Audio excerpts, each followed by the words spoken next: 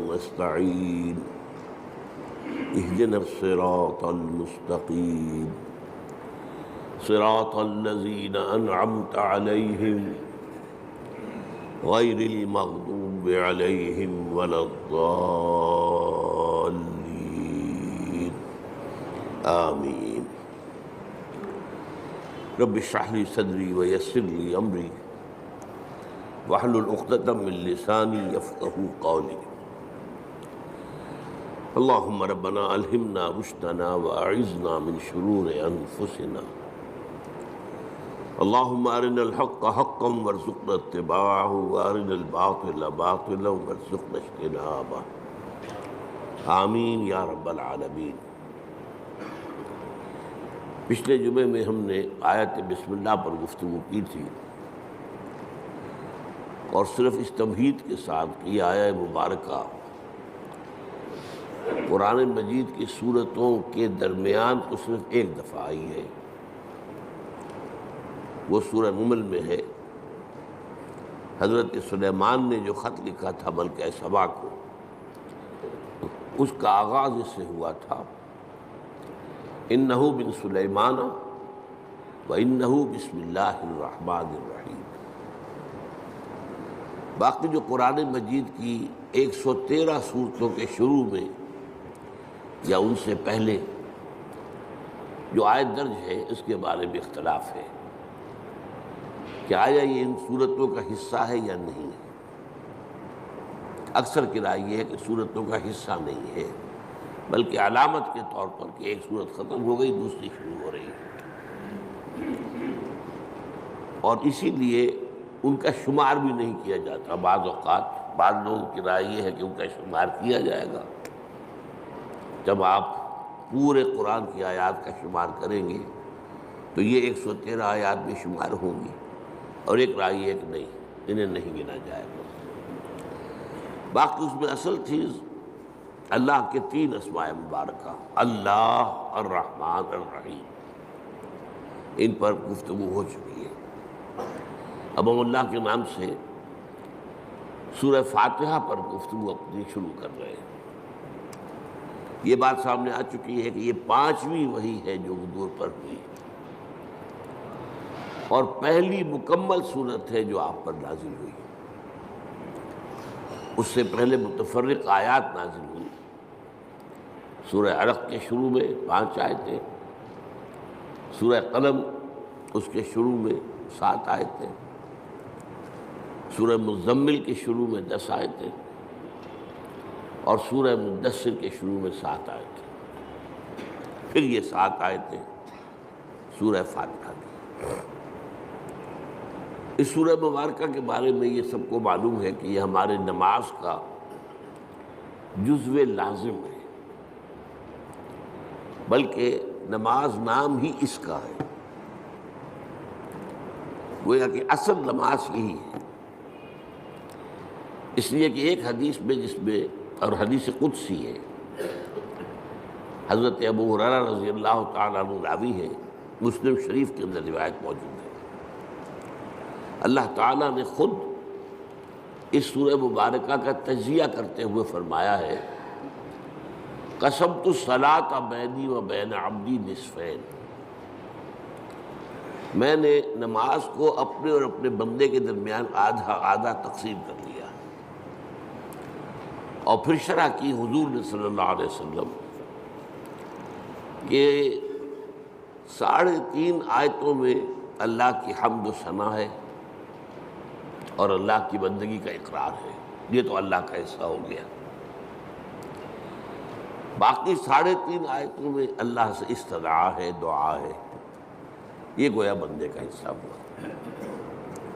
تو اس حوالے سے یہ چیز تو بالکل طے ہے کہ یہ 7 آیتوں پر مشتمل ہے۔ البتہ جو لوگ آیت بسم اللہ کو بھی شمار کرتے ہیں پھر یا تو وہ 8 بن جائیں گی، لیکن ساتھ رکھنے کے لیے پھر وہ آخری 2 آیتوں کو ایک کرتے ہیں، صراط الذین انعمت علیہم غیر المغضوب علیہم ولا الضالین، اس کو ایک آیت مانتے ہیں۔ اسی لیے آپ نے دیکھا ہوگا قرآن مجید میں وہاں پھر وہ آیت کا گول نشان نہیں ہے، بلکہ وہ 5 کا حصہ لکھا ہوا ہے، یعنی گویا کہ یہاں کچھ اختلاف ہے۔ آج ہمیں اس کی پہلی آیت کے بارے میں بات کرنی ہے۔ الحمدللہ رب العالمین۔ سب سے پہلے ہمیں سمجھنا حمد کسے کہتے ہیں۔ حمد کا ترجمہ عام طور پر کیا جاتا ہے تعریف، کل تعریف ہے اللہ کے لیے، یا تمام تعریف اللہ کے لیے۔ لیکن یہ ترجمہ اس اعتبار سے غلط ہے کہ تعریف کا لفظ بھی عربی کا ہے اور اس کے خاص معنی ہے۔ تعریف کے معنی ہوتا ہے کسی چیز کی پہچان کروانا، معرفت کروانا۔ ہم کسی سے کہتے ہیں آپ کی تعریف کیا ہے، کیا مطلب ہے؟ آپ اپنا نام بتائیے، یہ نام آپ کی پہچان ہے۔ آپ کی تعریف کیا ہے؟ اس کا مطلب یہ نہیں ہوتا کہ آپ اپنی حمد بیان کریں، اپنی ثنا بیان کریں، اپنے فضائل بیان کریں، اپنے اعلیٰ مقامات بیان کریں، بلکہ تعریف کا مطلب ہے پہچان کروانا، پہچان کرنا بھی نہیں۔ پہچان کرنے کے لیے تعارف کا لفظ آئے گا، تفاعل۔ جیسے تعلیم کے معنی کسی کو علم دینا اور تعلم کے معنی خود علم حاصل کرنا۔ تو تعریف اصل میں مناسب ترجمہ نہیں ہے، لیکن کیا کریں، اور اردو میں مستعمل یہی ہو گیا۔ دوسرا لفظ اس کے لیے جو بہت صحیح ہے وہ ثنا ہے۔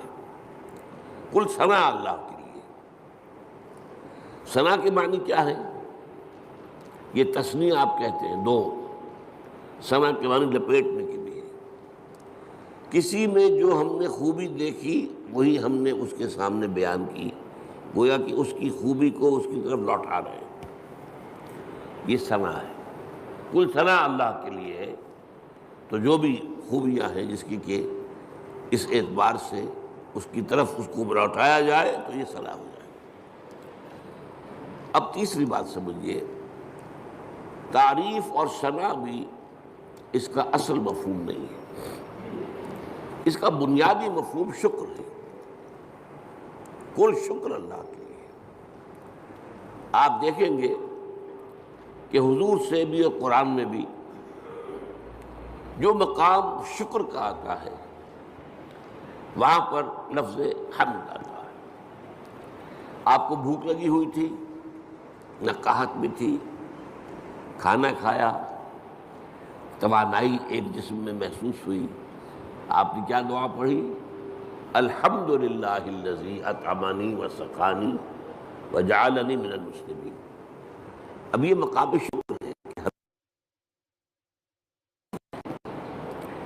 اسی طریقے سے آپ کو اگر اجابت ہو جائے صبح ٹھیک تو طبیعت جو ہے ہلکی ہو جاتی ہے، قبض ہو تو طبیعت بھاری رہتی ہے۔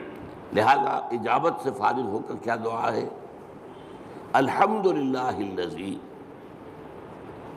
اذھب عنی الاذی وعافانی۔ اس اللہ کا شکر ہے جس نے مجھ سے اذیت بخش شے کو دور کر دیا، اذیت، اور مجھے عافیت بخشی۔ یہ آپ نے حکمہ کا قول سنا ہوگا کہ قبض جو ہے وہ 100 امراض کی بنیاد بن جاتا ہے۔ تو گویا کہ یہ جو فضلات ہیں ہمارے جسم سے ان کا نکل جانا، یہ ہمارے لیے ایک بڑی رحمت ہے، اس پر اللہ کا شکر ادا کیا جائے۔ تو جہاں کہیں بھی مقام آئے گا کہ شکر کا لفظ آئے، اب آپ کی آنکھ کھلی صبح، رات بھر کی کیفیت نیند کی جو تھی، آپ کا شعور آپ کے پاس نہیں تھا، اور ایک حدیث سے معلوم ہوتا ہے، قرآن مجید کی آیت سے بھی، کہ روح جو ہے وہ اللہ تعالیٰ نیند میں سلب کر لیتا ہے۔ جان رہتی ہے لیکن روح نکال لیتا ہے۔ اللہ یتوفی الانفس حین موتہا، لیکن یہ کہ موت میں بھی نفس آتا ہے، والذی لم تمت فی منامہا، اور جس کی موت کا وقت نہیں آتا اس کی نیند میں وہ اللہ تعالیٰ روح کو سلب کرتا ہے، پھر لوٹاتا ہے۔ تو اب اس کو گویا کہ حدیث میں کہا گیا کہ یوں سمجھیے کہ نصف موت تو ہو گئی نا، اور ہم کہیں گے کہ نیند جو ہے موت کی بہن ہے۔ اس کی دعا کیا سکھائی حضور نے؟ الحمدللہ الذی احیانی بعدما اماتنی والیہ النشور، اس اللہ کا شکر ہے جس نے مجھے سر نو زندگی دی، اس کے بعد کہ مجھ پر موت طاری کر دی تھی۔ موت کی بہن تو مجھ پر طاری ہو گئی تھی، نیم مردہ تو میں ہو چکا تھا کہ میرا شعور جو ہے وہ نہیں تھا میرے ساتھ۔ وہاں بھی لفظ حمد ہے، الحمدللہ الذی احیانی بعدما اماتنی والیہ النشور۔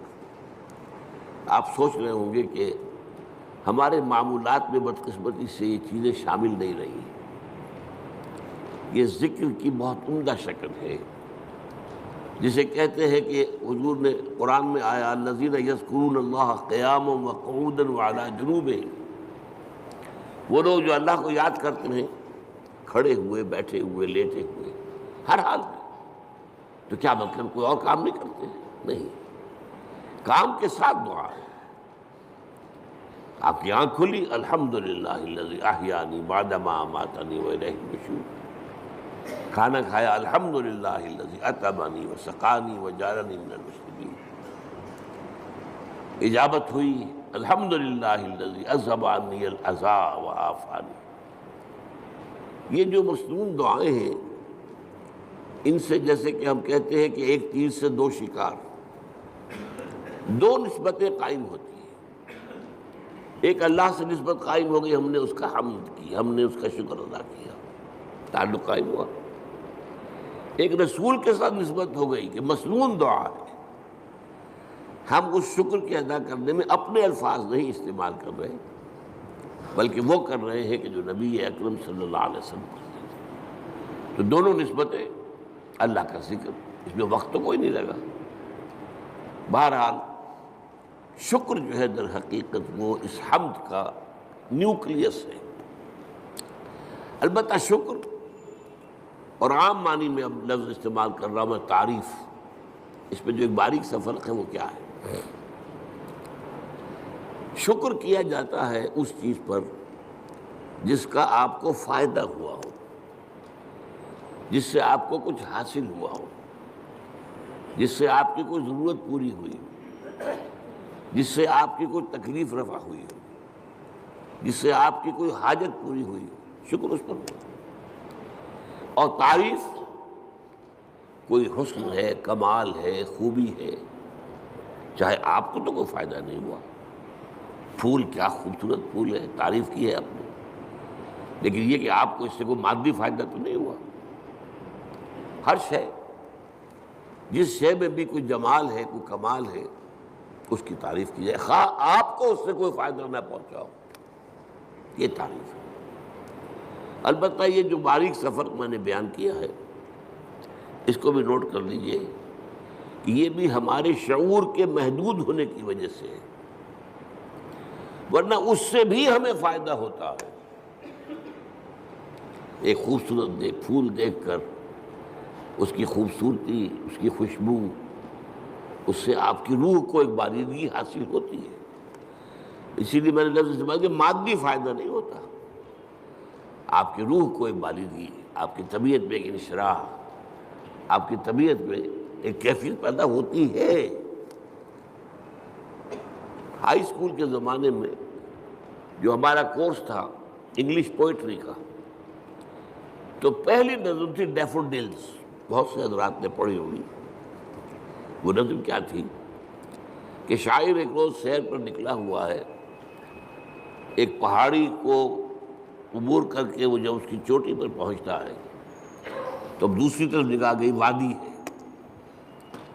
اور وادی بھری ہوئی ہے ڈیفوڈل کے پودوں سے اور اس کے پھولوں سے، اور پھول لہرا رہے ہیں ہوا کے اندر، ناچ رہے ہیں ہوا میں۔ یہ منظر جو ہے، اب اس سے اسے کوئی فائدہ تو نہیں پہنچا، کوئی مادی فائدہ نہیں پہنچا، لیکن شاعر اصل میں کہتے ہی اسے ہے جس کا شعور زیادہ زندہ ہو۔ شاعر کہاں سے بنا ہے؟ شعور سے۔ شاعر زیادہ حساس ہوتا ہے، وہی چیز جو آپ نے بھی دیکھی شاعر نے بھی دیکھی، اس نے اس کا ایک زیادہ گہرا اثر دیا۔ تو وہ شاعر کہتا ہے، ورڈزورتھ نام کا شاعر ہے یہ، I gazed and gazed but little thought what wealth the scene to me has brought. میں دیکھتا رہا لیکن مجھے یہ خیال نہیں آیا کہ یہ سین، یہ نظارہ جو میں نے دیکھا ہے، اس سے مجھے کیا دولت ملی ہے۔ اب اس کے بعد اسے احساس ہوا فراف من کاؤچ لائی، کیونکہ اکثر اب ہوتا ہے کہ میں جب اپنے کاؤچ پر، اپنے بستر پر لیٹا ہوتا ہوں، ان ویکنٹ اور ان پینسو موڈ، کسی فکر میں ہوں یا خالی ذہن ہوں، they flash upon that inward eye which is the bliss of solitude. وہ ڈیفوڈلی کا نظارہ جو ہے میری اندرونی آنکھ کے سامنے آ جاتا ہے۔ they flash upon that inward eye which is the bliss of solitude، جو کہ انسان کی تنہائی کا سب سے بڑا یوں سمجھیے کہ اس کی نعمت ہے۔ And then my heart with pleasure fills and dances with the daffodils۔ اب پھر میرا دل جو ہے خوشی سے بھر جاتا ہے، اور وہ بھی ان ڈیفوڈلز کے ساتھ ناچنا شروع کر دیتا ہے۔ تو یہ اندرونی چیز انسان کو ملتی ہے، اور یقیناً لیکن یہ کہ عام آدمیوں کو اس کا احساس نہیں ہوتا۔ البتہ جو مادی جو فائدہ ہوتا ہے، جیسے بھوک سے نجات ملی، پیاس سے نجات ملی، اور کوئی آپ کا کام ہوا، اسی طرح یہ لفظ استعمال ہوتا ہے قرآن میں۔ جب اللہ تعالی ہمیں پہنچا دے گا اپنے فضل و کرم سے جنت میں، جب داخل ہوں گے تو جو ترانہ ہوگا وہ کیا ہوگا ہماری زبان پر؟ الحمدللہ الذی ہدانا لہذا وما کنا لنہتدی لولا ان ہدانا اللہ۔ سارا شکر اس اللہ کا ہے جس نے ہمیں یہاں تک پہنچایا۔ یہ ہدایت کے معنی ہم جب آخری حصہ پڑھیں گے سورت کا تب تفصیل سے بات کروں گا۔ ہدایت کے درجے ہیں، ہدایت کا درجہ یہ بھی ہے کہ آپ نے کسی کو کوئی بات بتا دی، ایک درجہ اس سے آگے ہے اس کو خوب اچھی طرح سمجھایا۔ اب مثال کے طور پر کوئی شخص آپ سے کوئی پتہ پوچھ رہا، بھائی مجھے فلاں جگہ جانا ہے، ذرا مجھے بتائیے۔ آپ نے کہا یوں جانا، ادھر مڑ جانا، ادھر چلے جانا۔ امریکہ میں جو ہے وہ گنتی کرتے ہیں لائٹس کے ساتھ، ٹریفک لائٹس، 4 ٹریفک لائٹس کے بعد بائیں کو مڑ جانا، اس کے بعد پھر تیسری کے اوپر دائیں کو مڑ جانا۔ یہ بتا دیا آپ نے، یہ بھی ہدایت ہی ہے نا۔ ایک درجہ یہ ہے کہ آپ نے کہا بھائی لاؤ میں تمہیں پہنچا آتا ہوں۔ آپ نے اس کی انگلی پکڑی یا اپنی گاڑی میں بٹھایا اور اس کی منزل پر پہنچا دیا۔ یہ منزل تک پہنچا دینا، یہ ہدایت کا آخری مرحلہ ہے۔ اللہ نے ہدایت کا ابتدائی مرحلہ تو ہمیں کیا، ہمارے اپنے اندر ہدایت موجود ہے، نیکی اور بدی کی پہچان موجود ہے۔ الہمہا فجورہا و تقواہا، ہماری روح کے اندر اللہ کی معرفت بھی ہے اور محبت بھی ہے، موجود ہے۔ پردے پڑ گئے ذہول کے، غفلت کے، ہماری ساری توجہ جو ہے دنیا میں، ہم گم ہو کر رہ گئے، ورنہ ہمارے اندر ہے سب کچھ۔ قرآن کہتا ہے فطرت اللہ التی فطر الناس علیہا، یہ انسان کو جو بنایا اللہ نے، یہ فطرت اللہ پر بنایا، فطرت اللہ التی فطر الناس علیہا۔ ہے ہمارے اندر معرفت بھی ہے، محبت بھی ہے، محبت بھی خوابیدہ ہے، اور معرفت کے اوپر بھی ذہول کے پردے پڑے ہوئے۔ اسی لیے قرآن اپنے آپ کو کیا کہتا ہے؟ تذکرہ، کلا انہا تذکرہ، یاد دہانی ہے۔ فذکر بالقرآن من یخاف وعید، آپ تذکیر کیجیے، یاد دہانی کرائیے۔ یہ تعلیم نہیں ہے، تعلیم تو اس چیز کی ہوتی ہے جو پہلے انسان کو معلوم نہ ہو۔ تذکیر وہ ہے جو آپ کو یاد تھی، معلوم تھی، بھول گئے آپ، لیکن آپ کے علم میں تھی، بھول گئے۔ تذکیر، یاد دہانی، بھئی فلاں وقت ہوا تھا نا معاملہ، تمہیں یاد نہیں رہا، یہ آپ تذکیر کر رہے ہیں۔ کوئی ادھر ادھر کی بات کر کے آپ بتائیں گے یاد آ جا، ہاں مجھے یاد آ گیا، یہ تذکیر۔ تو قرآن تذکیر کے لیے آیا ہے، تذکرہ ہے، ذکرہ بھی کہا گیا۔ وَلَقَدْ يَسَّرْنَا الْقُرْآنَ لِلذِّكْرِ فَهَلْ مِن مُدَّكِرٍ، اس یاد دہانی کے، ورنہ تمہارے اندر موجود ہے، اللہ کی معرفت ہے، اللہ کی محبت ہے، نیکی اور بدی کا شعور ہے۔ یہ دے کر دنیا میں بھیجا ہے تمہیں۔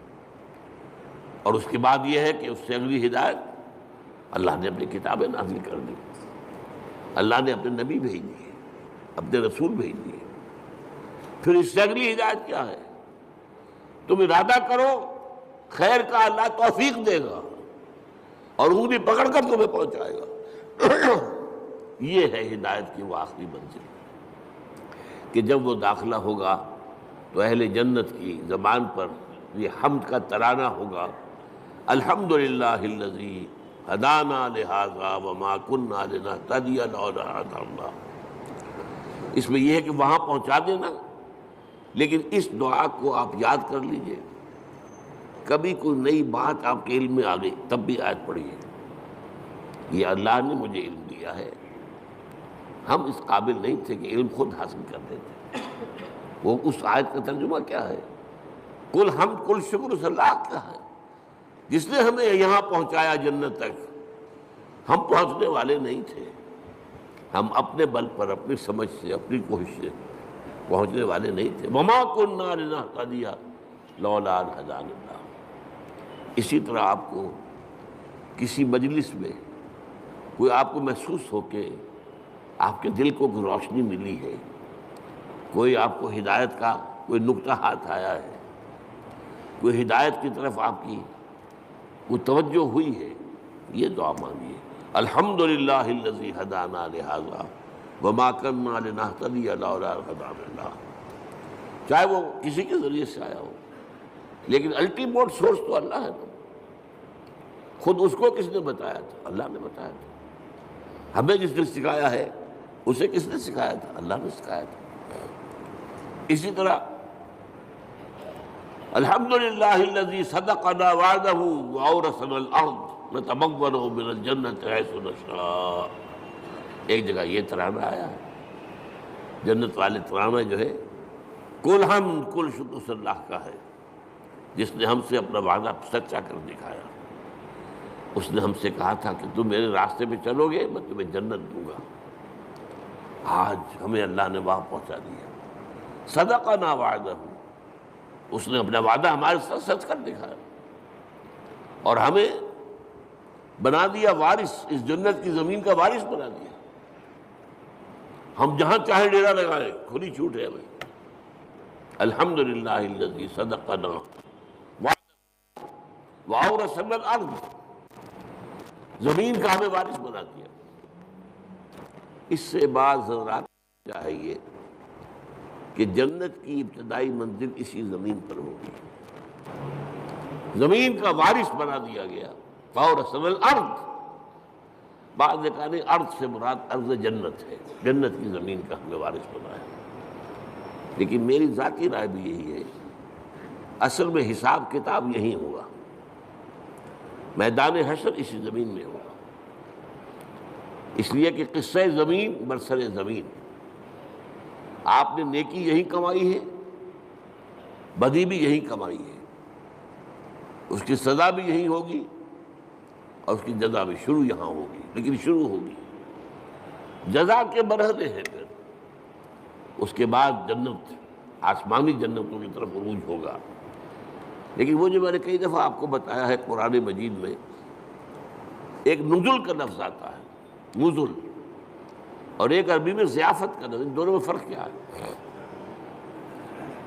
نزیل کہتے ہیں کسی مہمان کو جب کہ وہ فوراً آیا آپ کے ہاں، نظرا، اترا، کوئی اونٹ سے اترا آپ کے دروازے پر، نزیل ہے۔ گھوڑے سے اترا آپ کے دروازے پر، نزیل ہے۔ کسی خچر پر تھا، گدھے پر تھا، اترا، نزیل ہے۔ آج آپ کار سے اترتے ہیں، نزیل ہے، نظرہ تو ہے۔ آتے ہی آپ کیا کرتے ہیں؟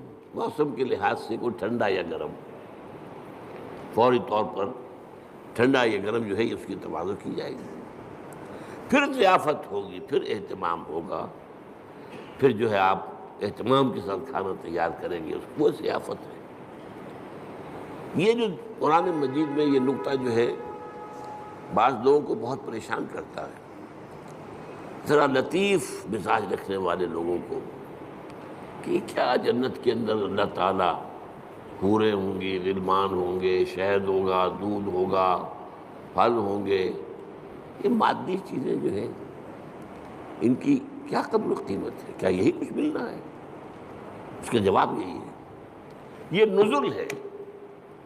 ابتدائی جو ہے مہمان نوازی اس سے ہوگی، اور کیوں ہونی ہے؟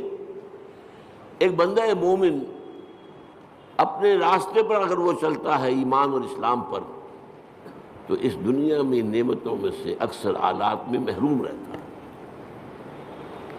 حلال کے ذریعے سے کہاں آپ پھل لائیں گے، کہاں اپنے بچوں کو پھل کھلائیں گے؟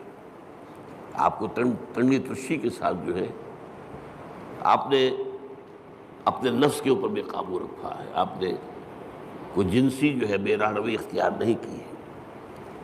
یہ جن خواہشات کو جو اللہ نے ہمارے اندر رکھی ہوئی ہیں ان کو کنٹرول کیا، روکا ہے۔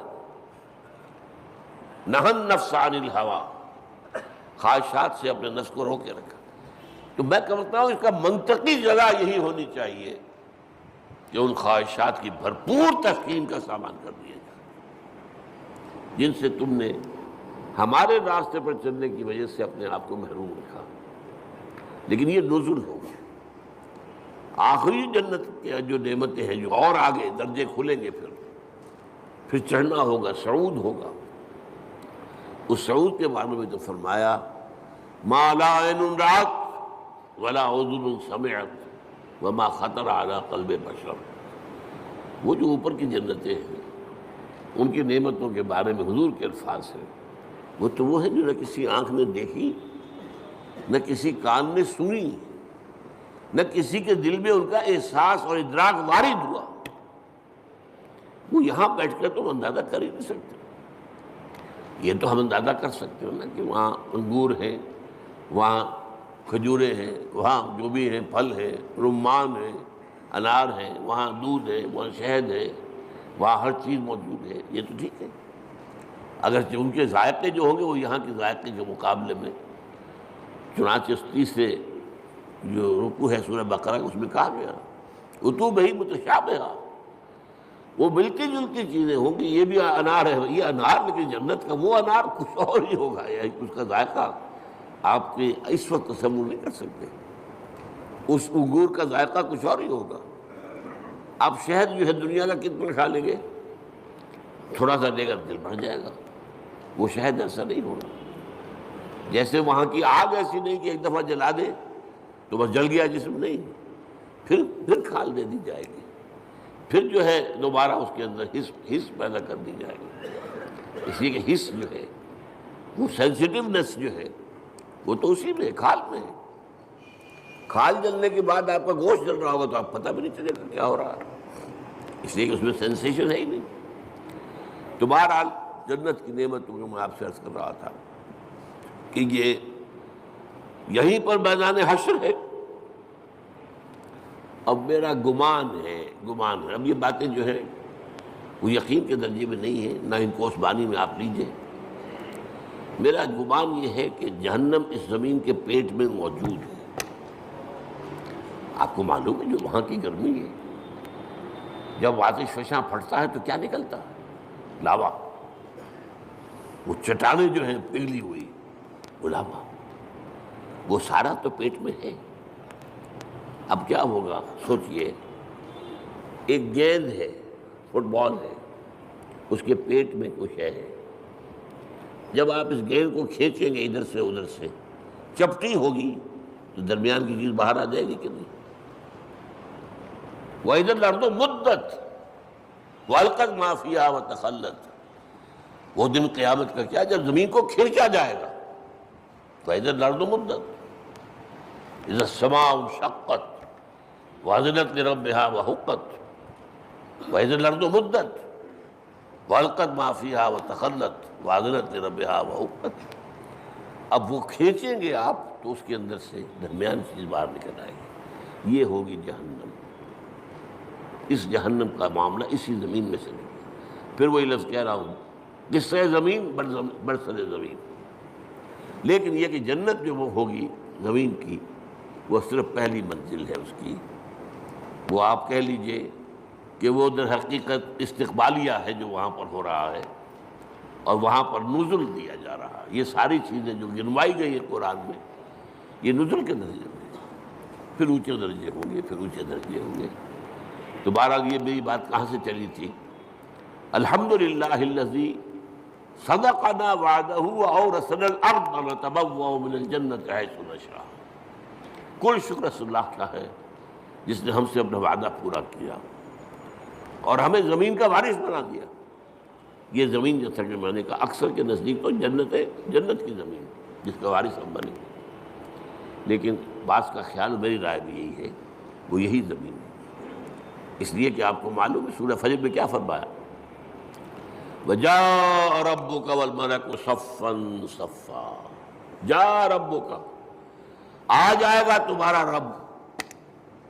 اللہ تو نزول فرمائے گا، میدان حشر میں آئے گا، یہی مقدمہ ہوگا، یہی عدالت لگے گی۔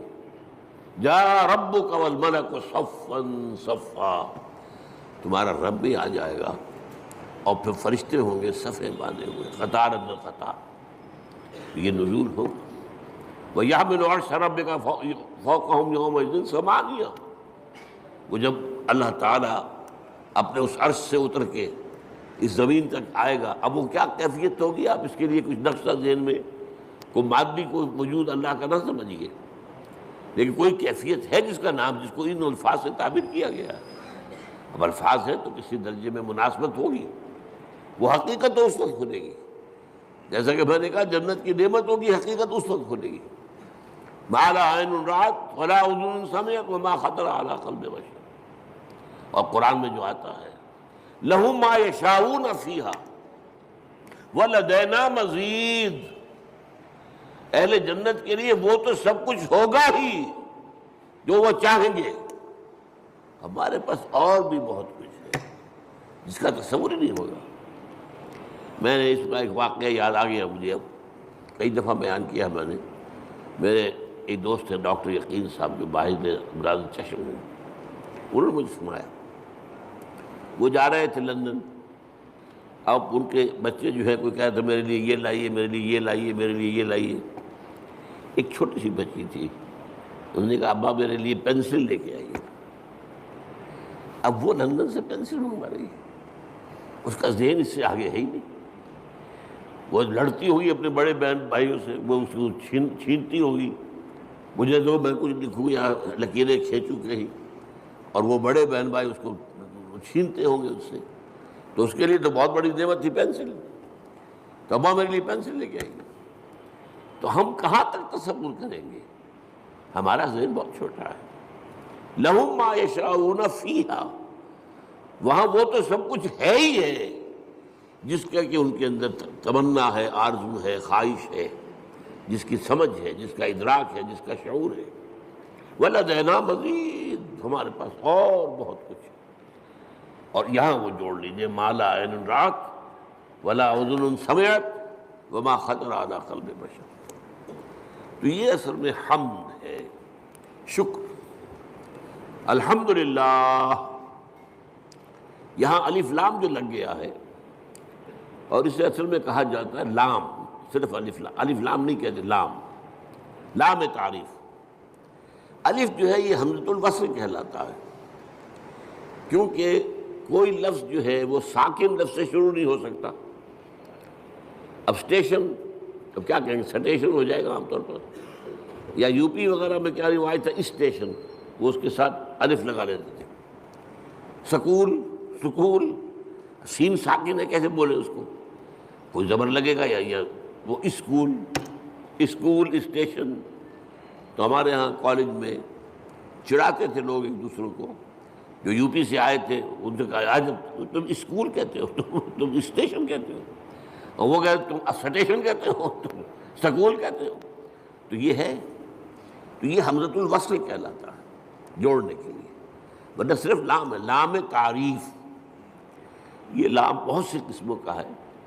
ایک تو کسی شے کو نکرہ سے معرفہ بنا دینا، العلم، علم، علم نکرہ ہے، وہی علم، العلم معین علم، خاص علم، یا مکمل علم، یا حقیقی علم، ال سے وہ نکرہ سے معرفہ بن گیا۔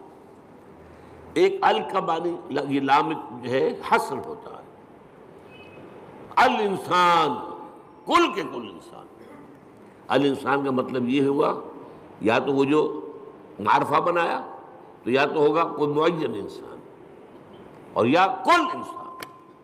والعصر ان الانسان لفی خسر، زمانے کی قسم ہے تمام انسان خسارے میں ہیں، گھاٹے میں۔ تو الف لام، لیکن لام کہنا چاہیے یہاں کل کے معنی میں، کل تعریف اللہ کے لیے، کل ثنا اس کے لیے، کل شکر اس کا۔ اب آپ نے سوچا اس سے کس چیز کی جڑ کٹ گئی؟ شرک کی جڑ کٹ گئی۔ دنیا کن چیزوں کو اللہ کے ساتھ جمع کرتی ہے جن سے انہیں کوئی فائدہ پہنچتا؟ سورج دیتا، ہاتھ جوڑ کے کھڑے ہوئے، انہیں پتہ ہے اسی کی تمازت سے ہماری فصلیں پکتی ہیں، ہمیں معلوم ہے اسی سے ہوائیں چلتی ہیں، وہ ہوائیں بارش لے کے آتی ہیں۔ گویا کہ اس حیات عرضی، اس زمین پہ جو حیات ہے وہ کل کی کل صورت کی مضمون احسان ہے، لہذا ہاتھ جوڑ دیا، سجدہ کر دیا سجدے۔ لیکن اگر معلوم ہو کہ سورج میں کچھ نہیں ہے، جو کچھ اس میں ہے وہ اللہ کا پیدا کرتا، تو الحمدللہ، کل شکر اللہ کا ہے۔ یہ الحمدللہ جو ہے یہ در حقیقت جڑ کاٹ دینے والا ہے شرک۔ کسی اور میں کوئی خوبی دیکھی، پھول خوبصورت ہے، آپ کہیں گے، عام آدمی کہے گا بڑا خوبصورت پھول ہے، بندہ مومن کہے گا سبحان اللہ، اسے تو اللہ یاد آیا، اس پھول میں تو کچھ نہیں ہے، تو اللہ کی طرف سے اس کو عطا کرنا ہے۔ آپ کو تصویر دیکھتے ہیں مصور کی، اگر وہ بہت اچھی بنی، کس کی تعریف کرتے ہیں؟ مصور کی کہ تصویر کی؟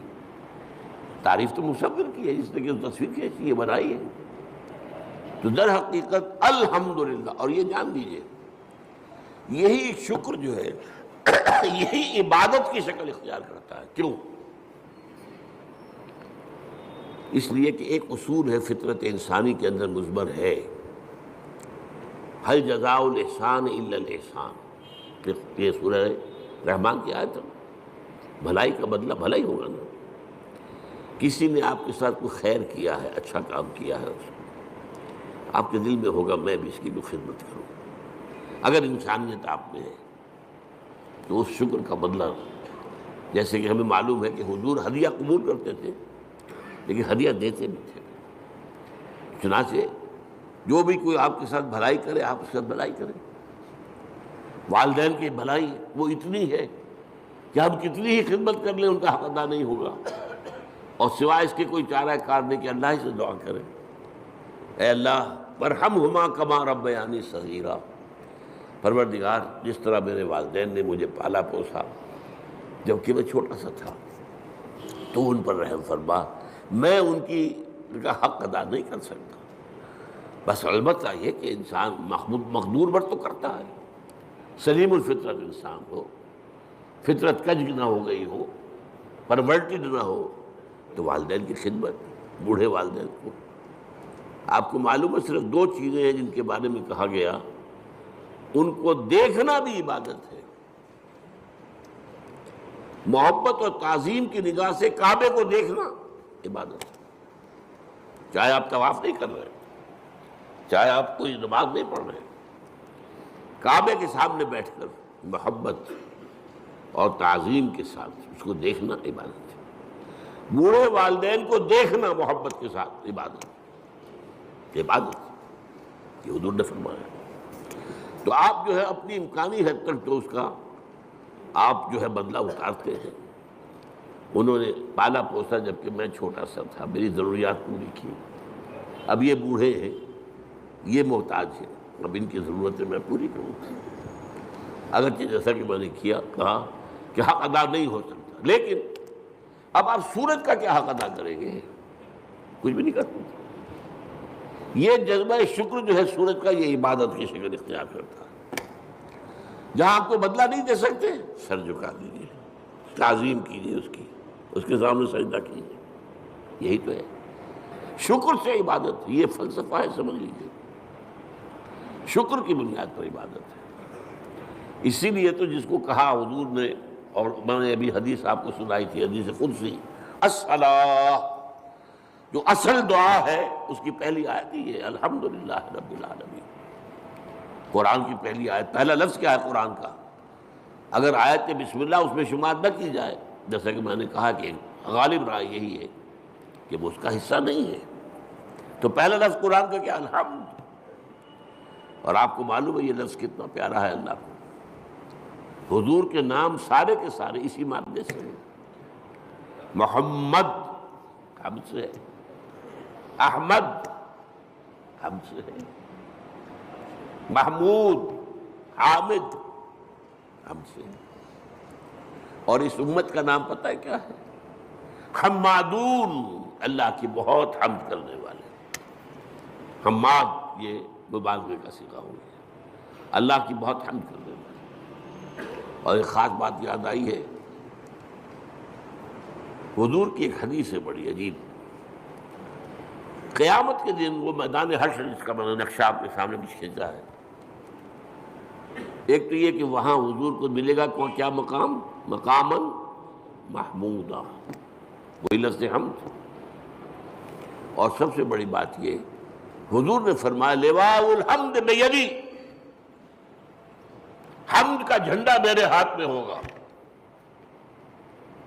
اور اس دن میں اللہ کی وہ حمد کروں گا جو آج نہیں کر سکتا۔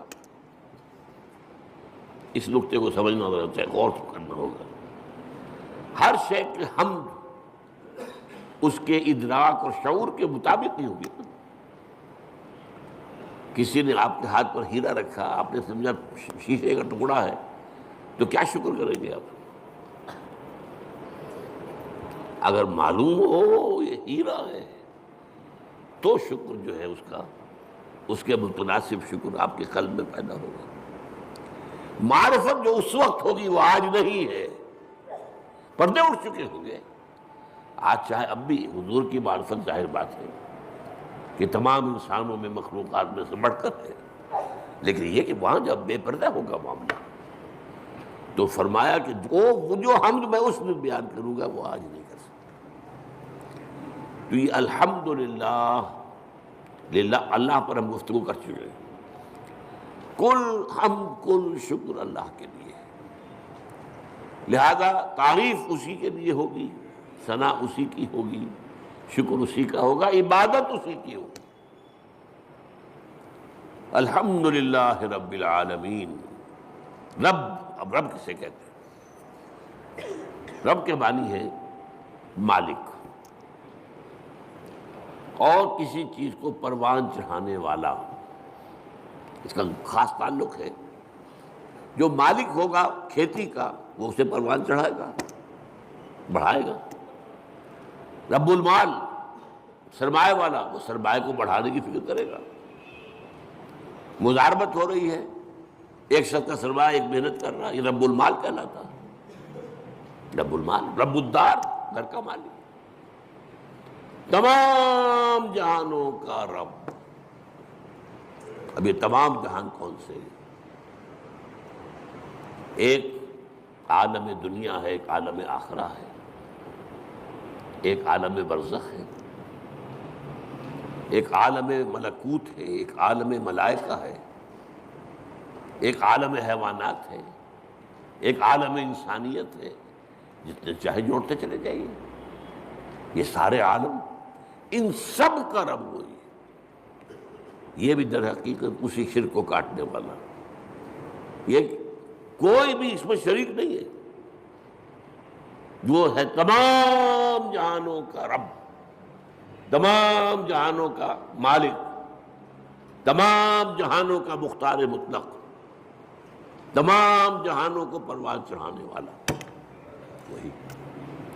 الحمدللہ رب العالمین، کل حمد کل شکر کل ثنا اس اللہ کے لیے ہے جو تمام جہانوں کا پروردگار ہے، پالنہار ہے، روزی رساں ہے، مالک ہے، آقا ہے۔ جیسا کہ آقا کے لیے بھی رب کا لفظ آتا ہے، جب زلیخا نے گناہ کی دعوت دی تھی حضرت یوسف کو، کیا کہا تھا انہوں نے؟ انہ ربی احسن مثوایا، یہ تمہارا شوہر جو ہے عزیز مصر وہ میرا آقا ہے، ظاہر بات ہے خریدا تھا اس نے، اور اس نے مجھے بہترین طریقے پر رکھا ہے، میرے ساتھ اس نے سلوک کیا ہے، اب میں اس کے ساتھ خیانت کروں تو مجھے کس چیز کی دعوت دے رہی ہے؟ تو رب،